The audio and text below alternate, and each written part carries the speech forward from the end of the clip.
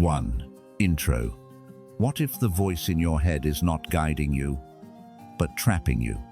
Most people think a busy mind means a deep mind, but Stoic wisdom teaches the opposite. A restless mind is not always a sign of intelligence. Sometimes it is fear wearing the mask of thought. It keeps you replaying the past, predicting disasters, and calling it preparation. But what if your mind is not protecting you? What if it is exhausting you? On this channel, Legacy of Thinkers, we explore timeless ideas that help you think clearly, live calmly, and take back authority over your inner world. So, if you are tired of overthinking, tired of mental noise, and ready to understand your mind instead of obeying it, subscribe now and stay with me. Because in today's lesson, you may discover that peace does not begin when life gets quieter. It begins when you stop believing every thought. 2. Modern struggle. Daniel's life looks stable from the outside. He has a steady job, a clean apartment, and a schedule that most people would call successful. But inside his mind, things feel very different. Every day begins the same way. Before he even gets out of bed, his thoughts are already running. Emails he hasn't answered yet. Conversations he keeps replaying. Small decisions that suddenly feel like huge risks. Nothing dramatic has happened, and yet his mind behaves as if something is constantly about to go wrong. At work, Daniel is respected for being thoughtful.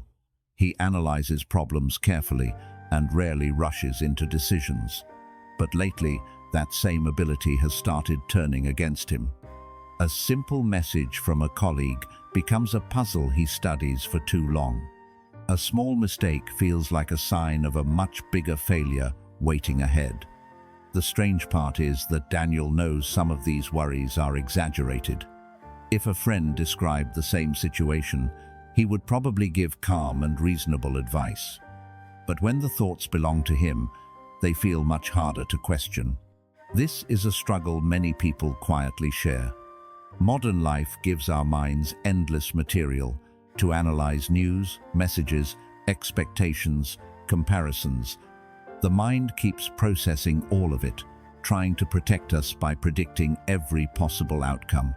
Yet sometimes that constant thinking doesn't create clarity. It creates noise. The Stoics observed something similar centuries ago. They noticed that the human mind has a natural habit of turning possibilities into certainties. A small uncertainty becomes a story about failure. A moment of silence becomes a story about rejection. Over time, the mind begins reacting not to reality itself, but to the interpretations it keeps producing. Daniel doesn't realize it yet, but the real challenge in front of him is not his job, his responsibilities, or the outside world. The real challenge is learning how to relate differently to the thoughts inside his own mind. 3. Stoic insight. The Stoics made a distinction that still feels surprisingly modern. They understood that the mind does not simply receive reality, it interprets it.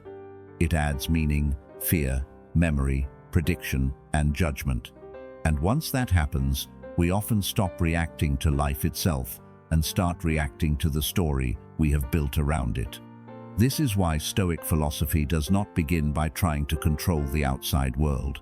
It begins by examining the inner response. Taran taught that people are not disturbed by events themselves, but by the views they take of them. That idea may sound simple at first, but if you sit with it long enough, it becomes unsettling. It means that many of the battles we fight in silence are not coming directly from what happened. They come from what our mind says the event means. A delayed reply becomes disrespect. A mistake becomes proof of inadequacy. Uncertainty becomes danger. Silence becomes rejection. The event is small, the interpretation is heavy. This is where Stoic insight becomes powerful. The Stoics were not asking people to deny emotion or pretend pain does not exist. They were asking for something more honest, to separate what happened from what the mind immediately added to it. Aurel often wrote to himself, as if he were correcting his own inner habits in real time. He understood that the first impression arriving in the mind can feel absolute. It can come with urgency, emotion, even physical tension in the body. But feeling strong does not make a thought true. Intensity is not evidence. That is a lesson modern people rarely hear often enough. We are taught to trust our feelings, express our thoughts, and honor whatever rises inside us. There is value in emotional honesty, of course. But Stoicism introduces a second step that many people skip: examination. Not suppression, not denial, examination. The Stoic asks, what exactly happened? What part is fact? What part is interpretation? What part is fear rehearsing itself again? That pause changes everything. Because once you stop treating every thought like a command, the mind begins to lose some of its false authority. You begin to notice how quickly it dramatizes, how easily it predicts outcomes it cannot know, how often it confuses discomfort with danger. Daniel's mind tells him that if he is worried, there must be something serious to solve. But the Stoics would challenge that assumption. Worry is not always wisdom. Mental activity is not always clarity. Sometimes a restless mind is simply a trained mind, trained to scan for threat, trained to rehearse embarrassment, trained to treat uncertainty as if it were catastrophe. Stoic insight interrupts that pattern. It says, before you obey a thought, look at it. Before you identify with it, question it. Before you build your day around it, test whether it deserves that power. This is not cold philosophy, it is practical freedom. Because the moment Daniel realizes that his thought is only one possible interpretation, not reality itself, he gains a little space. And in that space, something rare begins to appear: choice. Not the choice to control life, but the choice to respond with greater clarity. That is why Stoic wisdom still matters now. It reminds us that peace is not found by forcing the world to become predictable. It begins when we stop surrendering to every interpretation produced by an unexamined mind. 4. Story. One evening, after another long day of mental exhaustion, Daniel sat alone in his apartment with the lights dim and his phone turned face down on the table. Nothing unusual had happened that day. No disaster, no conflict, no major loss. And yet his body felt as if he had been carrying something heavy for hours. His mind, as always, was still moving. He replayed a short conversation from work. One of his co-workers had answered him with fewer words than usual. That was all. A small moment most people would forget within minutes. But Daniel's mind had already turned it into a question, then a theory, then a quiet accusation against himself. Did I say something wrong? Was he irritated with me? Did I miss some signal everyone else noticed? The more Daniel thought about it, the more real the tension felt. His chest tightened. His breathing became shallow. What had started as a moment became a narrative, and that narrative began shaping his entire evening. Then, almost out of exhaustion more than wisdom, he stopped. Not because he had solved anything, not because he suddenly felt calm, but because he noticed something simple and uncomfortable. He had been reacting for hours to a meaning he himself had created. So he sat still and tried something different. He named the event as plainly as he could. A co-worker gave a short reply. That was the fact. Everything after that had been interpretation. Maybe the co-worker was tired.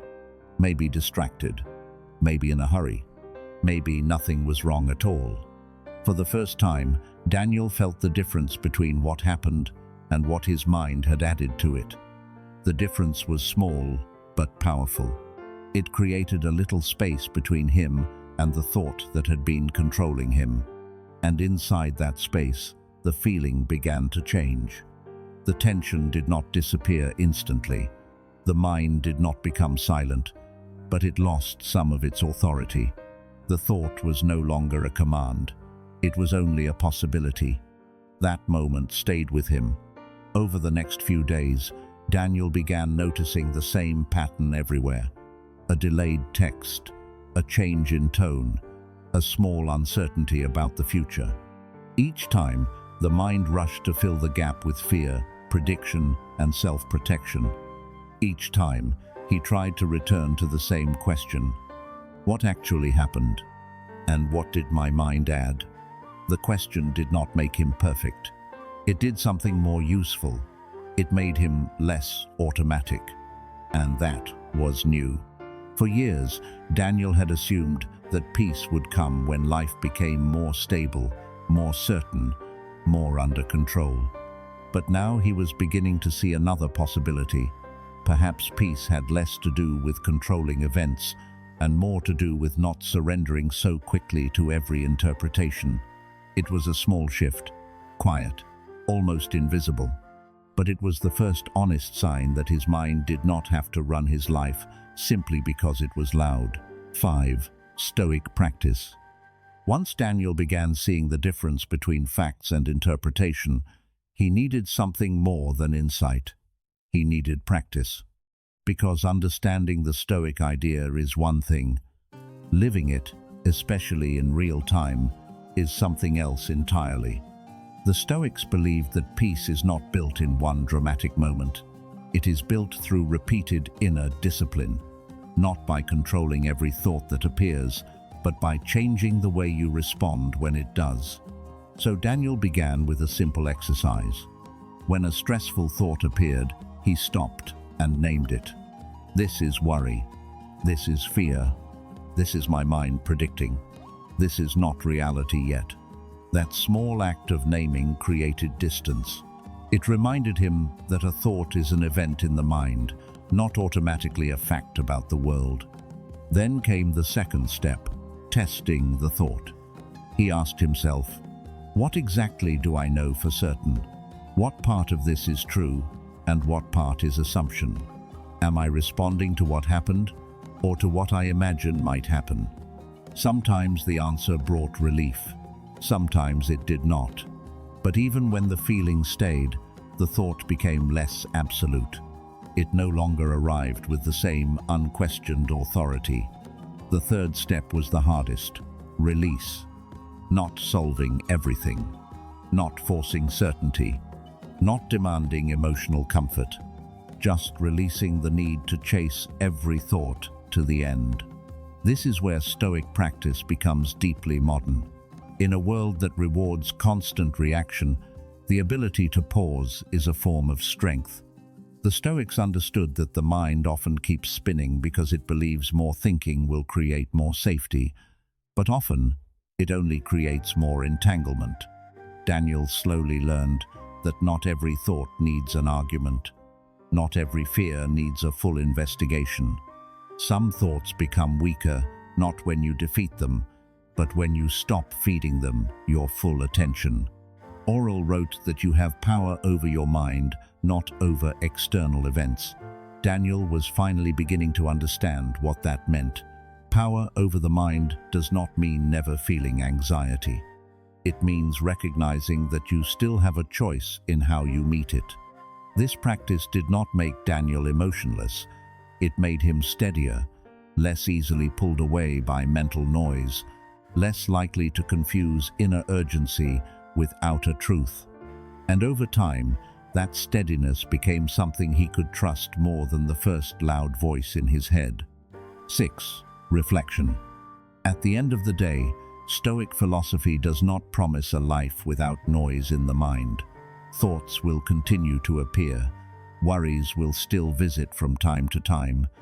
The mind will keep doing what it has always done, trying to interpret the world and protect you from uncertainty. But the Stoics remind us of something important. The goal is not to eliminate thinking. The goal is to see it clearly. When you begin to notice the difference between what happens and what your mind adds to it, a small but powerful shift takes place. You are no longer carried away by every interpretation. You begin to recognize that a thought can be loud without being true. And that recognition changes the way you move through the day. You listen to your mind, but you no longer obey it automatically. You observe your thoughts, but you are not defined by them. You pause long enough to ask whether a thought deserves your attention. Over time, those small pauses create something valuable: space. Space between the event and your reaction. Space between the thought and your identity. And inside that space, clarity has room to grow. If this reflection resonated with you, take a quiet moment today to observe one thought before reacting to it. Notice where it came from. Notice what it adds. And if this reflection resonated with you, share your thoughts in the comments and subscribe to Legacy of Thinkers. If this reflection resonated with you, continue the practice tomorrow.